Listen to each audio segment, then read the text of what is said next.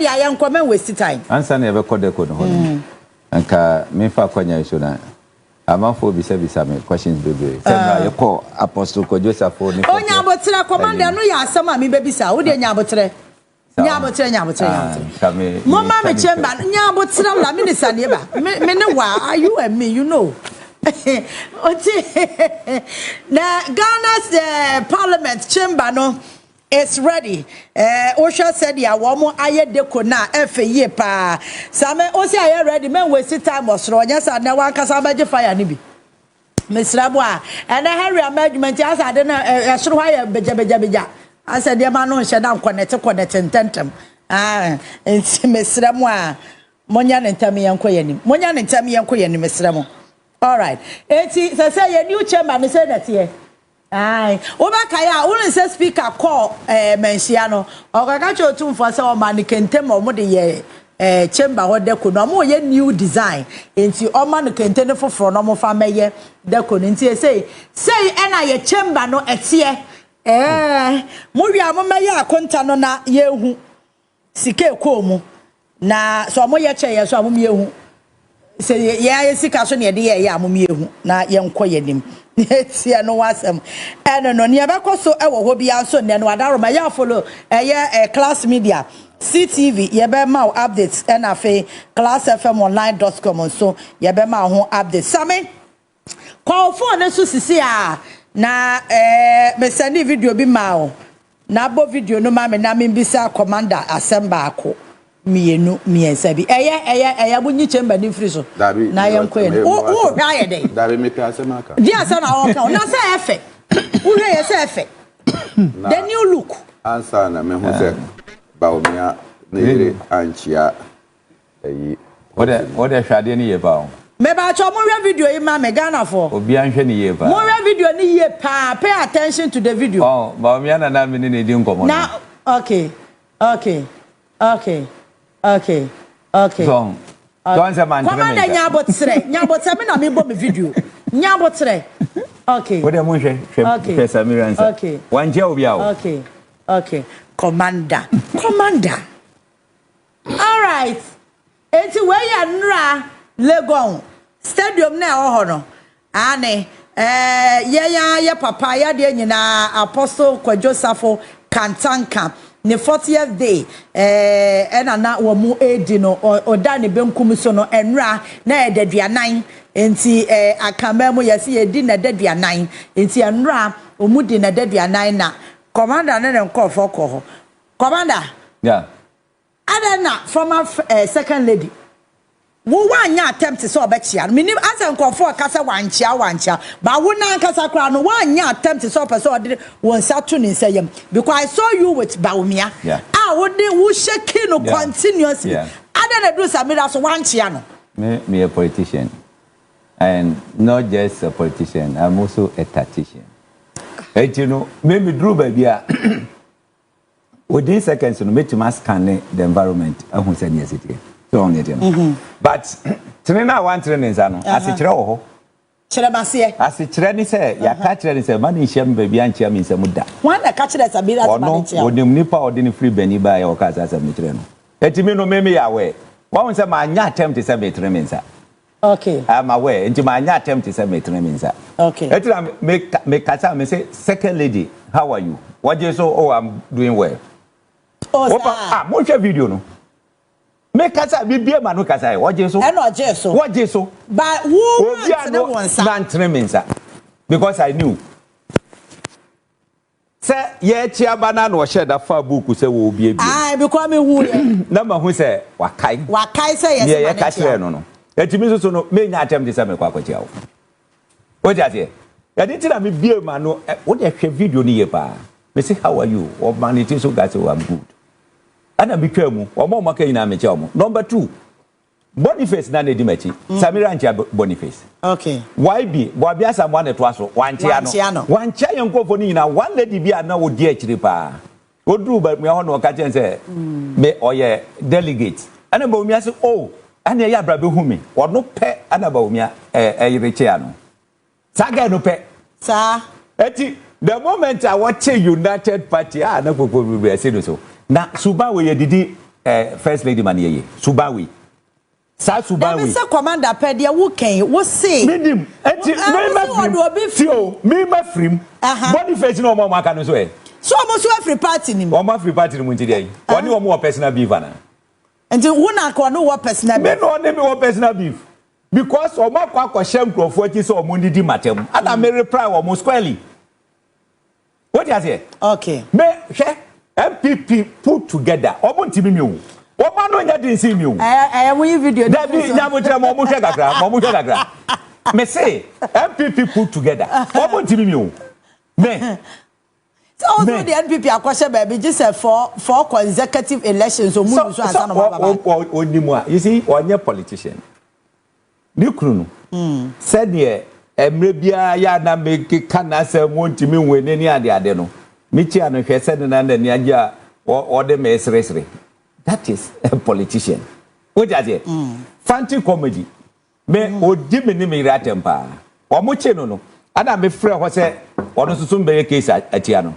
ana Moses abo efrɛ bi ne me kasa ya na me gyae Moses abo so bibia wo hu ɛno a wo hu me ado di America do ba ye oh what say this is fancy comedy ana me chia no me so ho te sɛn man kase wadi matem ti on free ho ana sɛ bibisa me gye no so kama abade free ho be a politician understand certain things what you say now what person who be the first lady in this country na usubania na Ghana for ebe ma wo kwan se bra be di first lady e wo kuro ma se na Adorye Ghana ni wo ye Ghana ni ofri kuro ben so look Kyeremanten fredjo so ne yire Christabel efri abetifi ko wa betifi John Mahama free ball ne yire free ye kan se example Nkransa area honum what you say Akufo-Addo free Chebi ne yire efri Nkran Bawumia efri ye kan se wale ne yiri free kuro ben so Martin yiri kuro mu dinda wo ka mo so free Madina wayan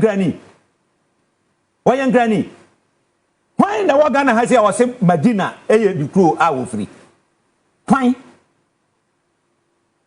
eti sa wo free ni je no aba betena ha na by ayi watena ha say ayi no aba be di second lady a wo ti ma me kire ho enwu ye so me papa free Achiavi in Keta constituency me ma me free Koviaji in Central Town constituency I am proud Mejiri free senya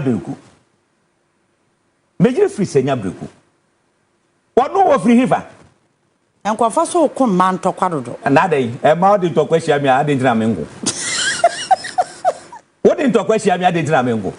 Na se wo yo ba na se wo mu be ma se ukunu eye be ma awuda nachi no wo mu be ma na wo kokodi be ma na temo na wa ye din no wo hwe. Me dey that thing don't bring it to me. Wodi ba me no be squarely. Me do be squarely. Ke me dey grade say Samira say meka say odi amama tufo bo. Kyeremanten kufo yiri wu ya omukọ wan. Wodi sa video na metima se ne ama. Hwe se ne wo je dani mu chenche no ho twe no asefo say wa ho ayibi. Who are you? Wo. Woni nam kan US obi ahu. Wo ko gimpa obi ahu. Who are you? Me 1991 na me head teacher. 1991 na me head teacher of a school. 1992 I ever to first elections in the Fourth Republic. I was a presiding officer. I received a slap for a military man that day. Because we see me you can say box no mo see derby. What's that now here? Just say Fatia free Egypt abedi first lady of Ghana. Eti wo free Nigeria ba be first lady. Wo ne ne chira. Ye ka kire no. Se Sasubawi wo ne chira. Na me no I am ready. What do I say the next public event e be share? Wo dem bohu. Oh. Wo dem bohu. There be say one kasa one watch the mama ati ase say. Me say spiritually the next no spiritually no eni so chia until no one chia. So let it end there. It will not end. Oh. It will not end. Man end this thing. That's Adorye politics in there. There be say nya by force such ya. You see, yeah. O jan TV ya say. Me there be menti ase because me dem dem wona me say man chia me a. Me a political strategist. Me I will be their focus all the time. On social media there. Oh, MB who's that? And their strategy. Na na musumu nya pops in the boy. Make you a attention free to Mama Musukra. Because me video now. One more one make attempt to stop a sort chiano. It means one more what you say, and this what chiao. Tina also one chiano. Enti Oceano public event as here, men chiano. Men conquer chiano. Now, Mr. Mudiumbu. The disrespect I'll give her. What did you I am saying, maybe it's road and make a massimo. What is it? You powers are in Fluonum. We are not so we are not Spencer Kufa to Banam Gaja Boniface Mumianko, and you're sorry in your boy. And the number so be I have said it to myself from 2023. Now, you're quite yes. Me dear, you know more. You do hold man my back up. They say Munkonko Chabra. Or Muchaba near to us. Timothy so bad, I'm saying, uncle. Maybe in farmers, Munsi. Ojo, my name at all. Why attempted to greet? Men greet him. And I mean, person may show that respect, disrespect to him. And yes, me free. But dear, no. A personal. But what I want everybody to understand, and they say, yeah. Who name person, would you to say, Nanya the Abachia Samira? Because who can video clearly, I won't cry one, and I want to say, men are be decaying. My chia Adru Nikunso, Edru no Homan Tenensa. And say, I disrespect, when I want to know. I want them say, second lady at the same. Oh, eh, Bese more video no bi omnam. And I make say etna say won what you say won person wo be chia. That's why one attempt. The MPP for no year no and I me say the next say you know omo be hu the total disrespect. And they say ya chita for na nyo no say Bawumia say ma omo fa omo phone kwada so. Enfa hu bra. What did oh, Samira has made my day. What did I say? More down. Watch the video well. As soon as my chairman says, no, what you want, chairman. As soon as no, what did I say? Maintenance means that. The dear man, no chiano, no, or jeso. Ah, Mrs. Sabo video, no, Bianche. The dear man, no, Eddie Chiano, no, or jeso. What is it? Then you didn't Mene no nko ye wana se mene no ko say ya wudi ni je nyina ba mu me de den onni na nya beef anu no na ni je ma mu say NDC for say me free Togo me ni problem me ko mi kromo I don't need passport ayi Samira ko ni kromo nya passport woni passport on ti mi ko ni kromo wo be den wa ko ni kromo wo nya passport me I don't need a passport achieve is in Keta constituency.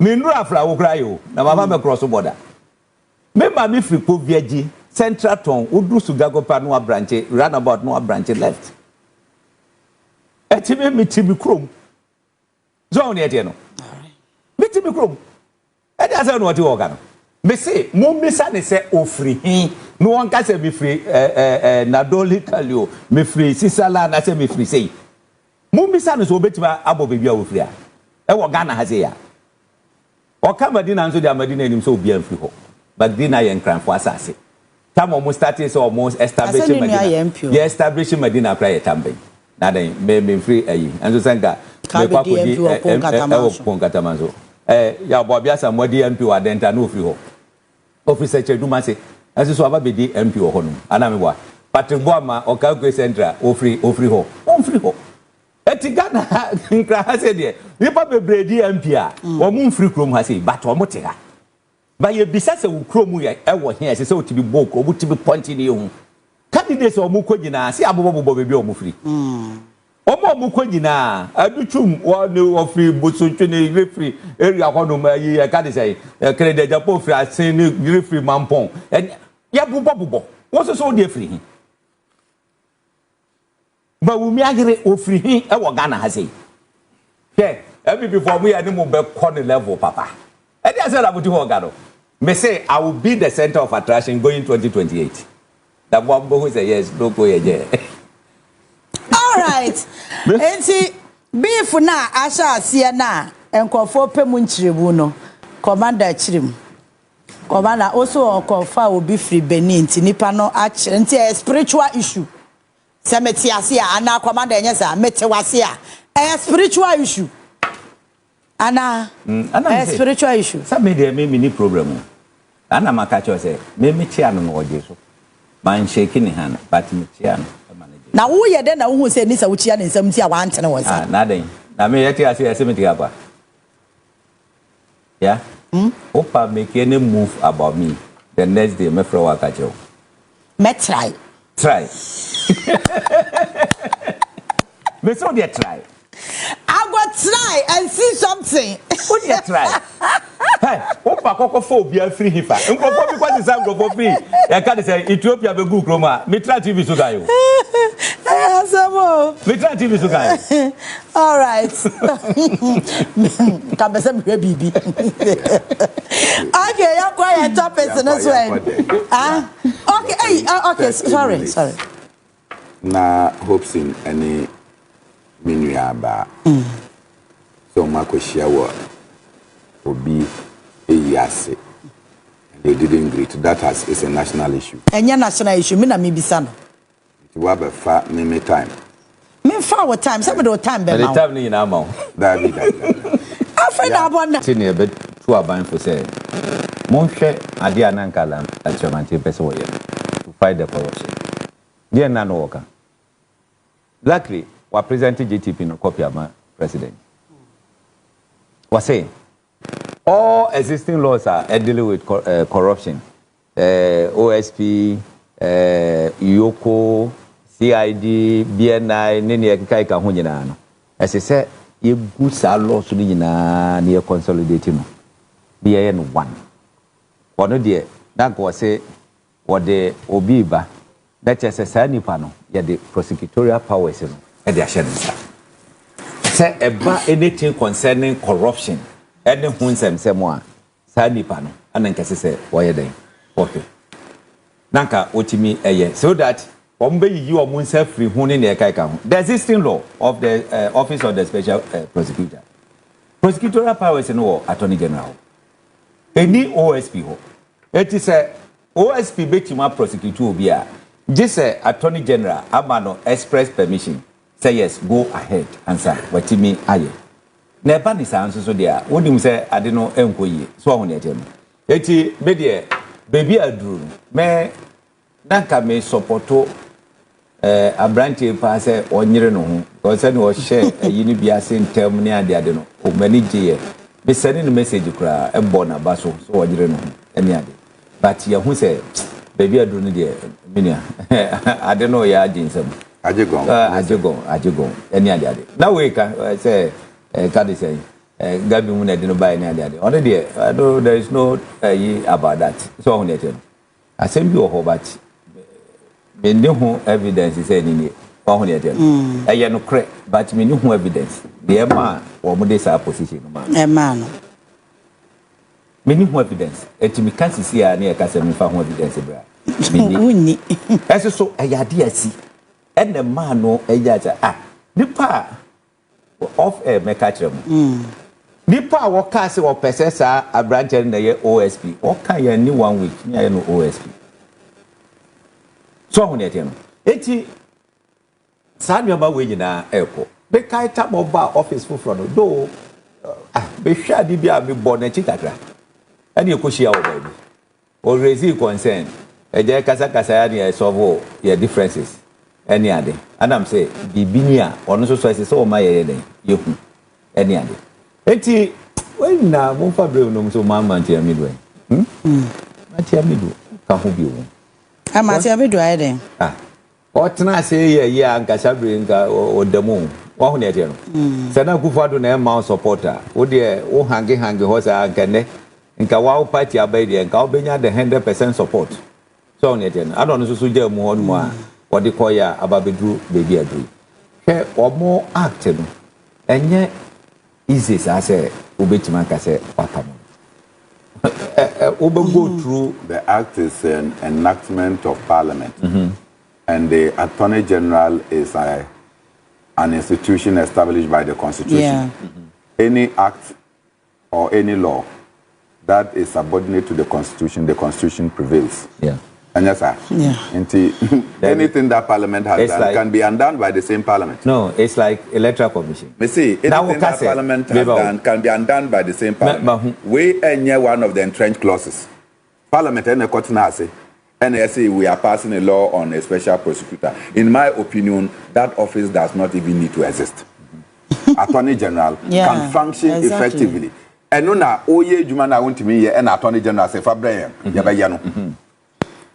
So we should advocate say we must scrap the office. Okay. What you say? Because we share every year budget allocation to OSP's office from the day I established it up to now. Now we be say we say sika do say no more to recover my ya. Now something else.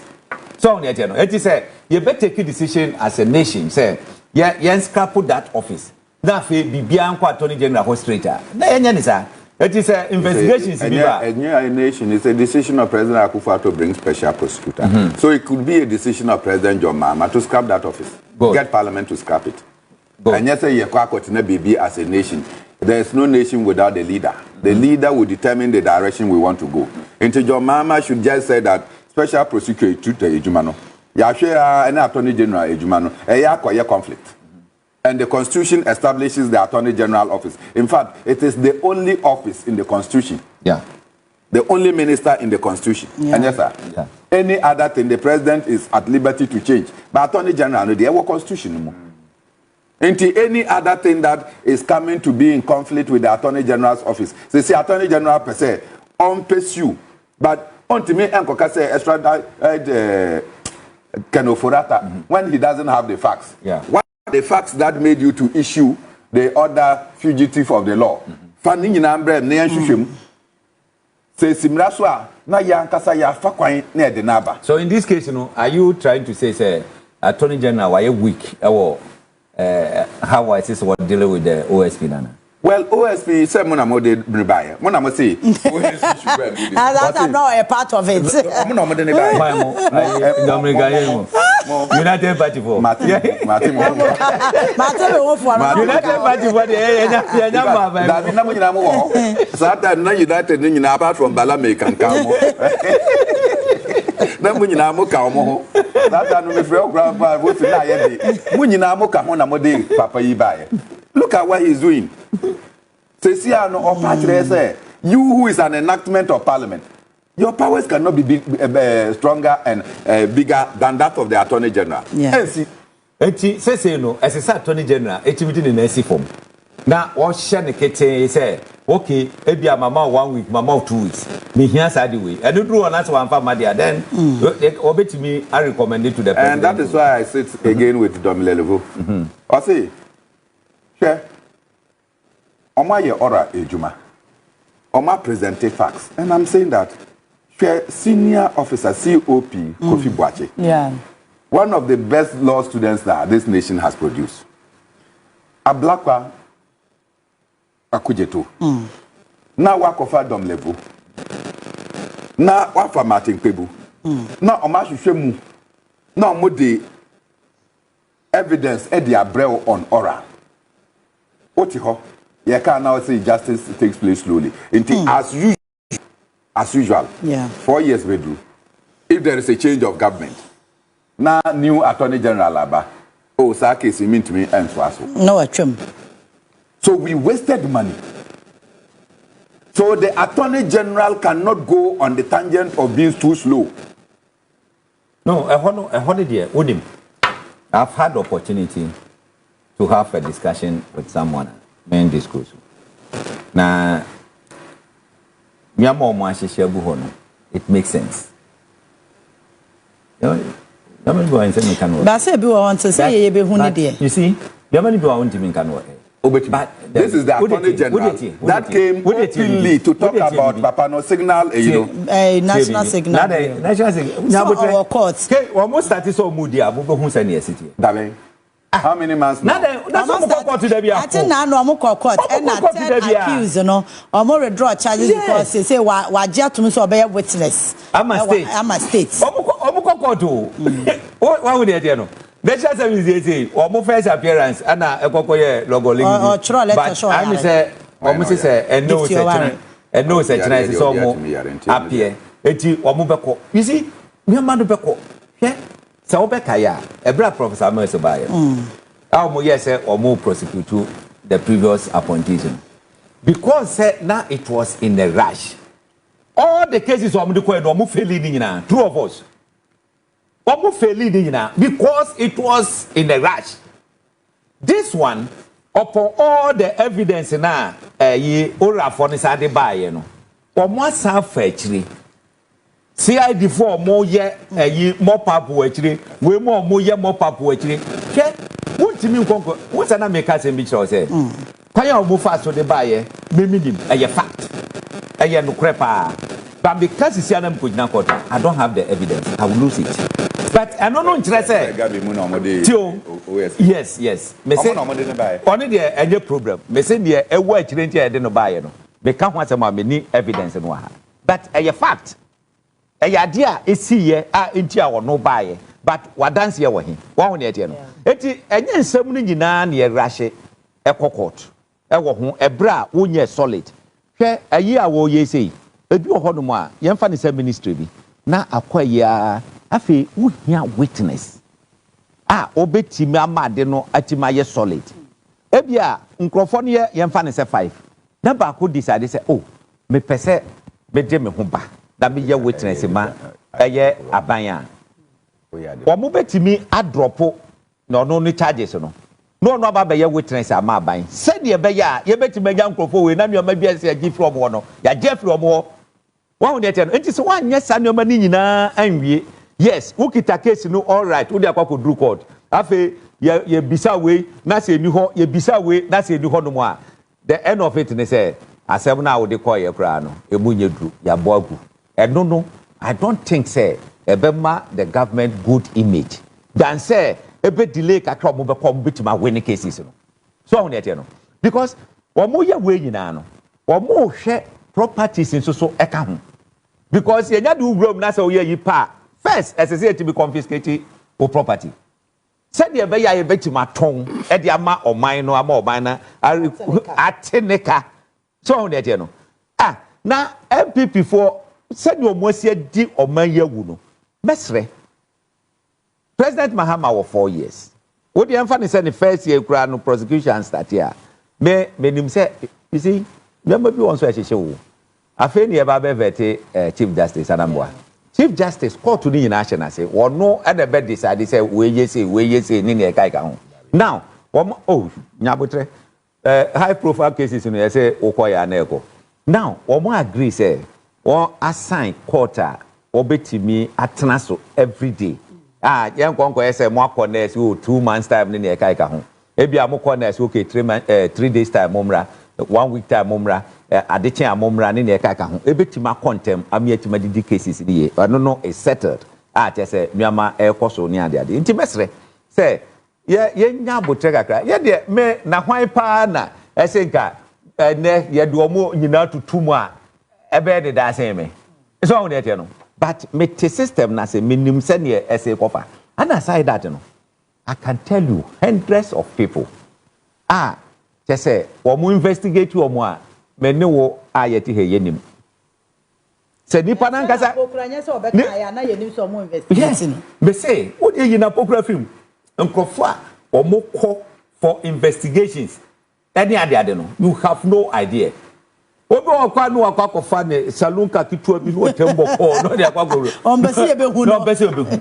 what you say he aduma de I can tell you say so most tatepa gidigidi ahu from ha ama for bo mu se mama ban na omo ye ne hu ebe baso ana we kan say omo e kan say sika omo aye nyina so no ye betimi agigi ni nyina e se amanfo hu say look baby aye duru no okay and say ye robo for just like that okay what you say ana mesa ka say obi aye suspect ni e che no na amanfo ba ho so me dey that some for ni na nche omungum ye nche omunka ho ye nche omun nyina ngum because omo kwakoye oman boyfo it is established say sadi we ayira eye we though you say you are innocent until proven guilty e wo ho de nanso so say ye nyina ye te ho no ma ye ka se ye pese tu ketase hyase ni esi we yakwakoye ketase hye ni ache no no mo aboa mo hu sem ko ese as many as possible people on Betimacho. Omu chobi na for Mungogum. Adicho Omulandi or Munkokot. Court to remind you of 1 week, 1 week, or Munkota or Muba next time or Munkogina will be. Okay. What you say? Because the unfound radical means how are we going to stop this corruption? Onuna China will be corruption na yaboni to okununo. Wabuno corruption is a first degree felony. I have say yes will be a. I mean, Mr. Baby, China. One former prime minister of China. That. Me who that? Nebio. Omunio. What show me with that? All the former prime ministers who call Akudi prime minister of China, the bag you take into that office.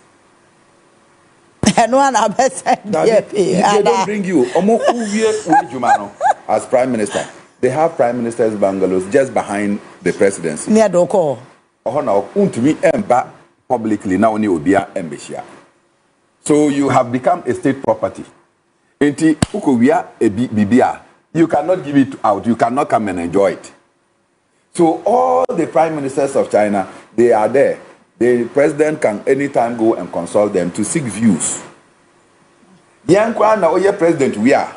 You come and sit down and be running businesses and be monitoring things. But Omudie, once you become the head of state, you and the public have nothing.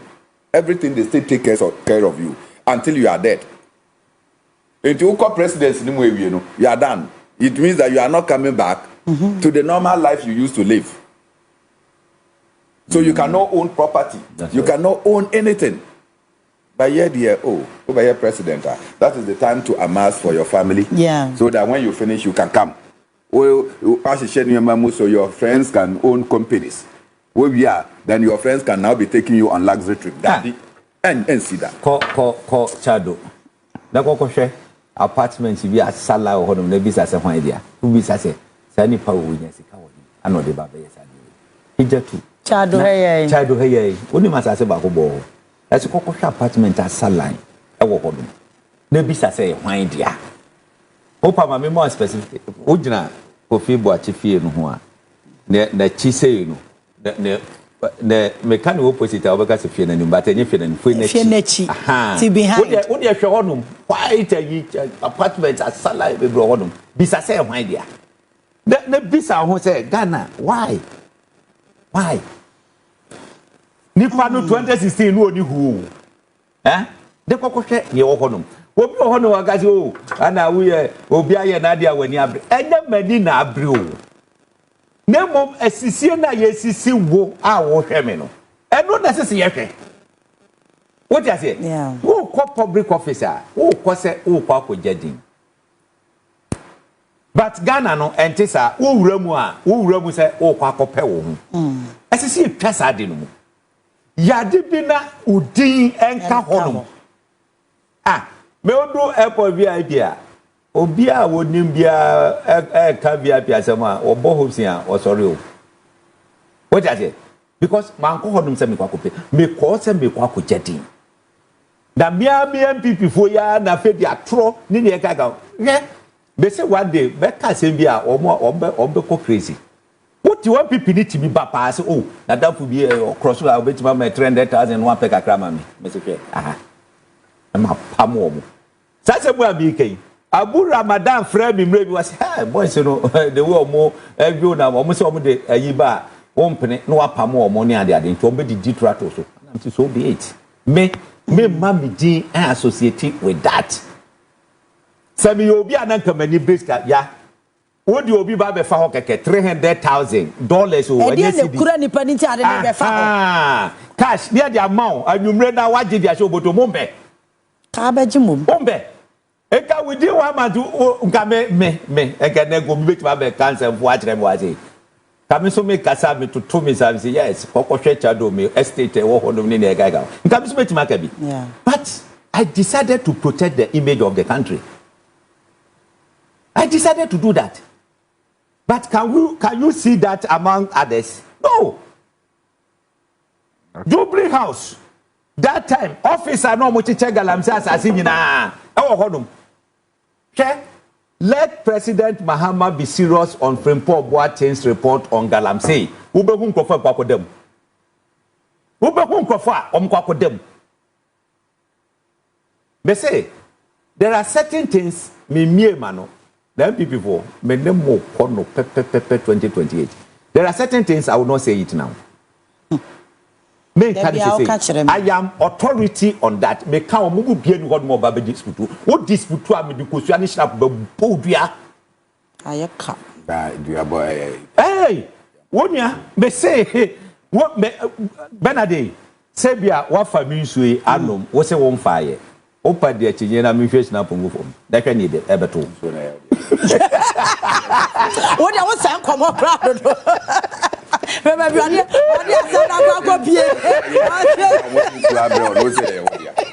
my friend, let's continue. So, dear General, Attorney General, yes, for next form. Okay. Marquise Jabin, a limited time. Say amount 7 days, amount 14 days. You can't docket, you know, yes, I know better. I don't need it. It goes to one farmer. Nobody take a decision on him. I crack coffee that cause more fire. My regards to Bernard Mona and Hopeson Adorye was real. Now, all the nice when I saw the guy I had there. Obi and someone called American cover vice president. Muda so the guy. Almost what do you? All right.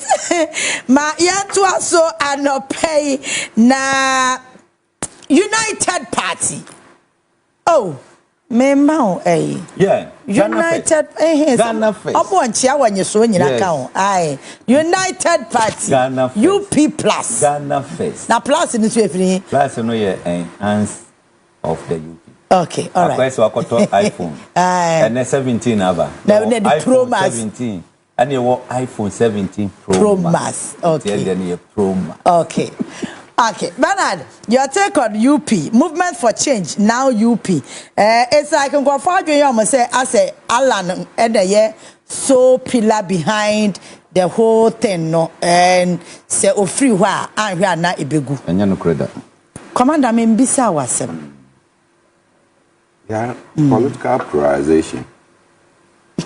Anti the multi-party democracy Yeah. But me mfuaso say disagreements within political parties. My yet parties. And I'm saying this based on SC in the past. But anytime you get divided, one share there is an adulteration of ideology.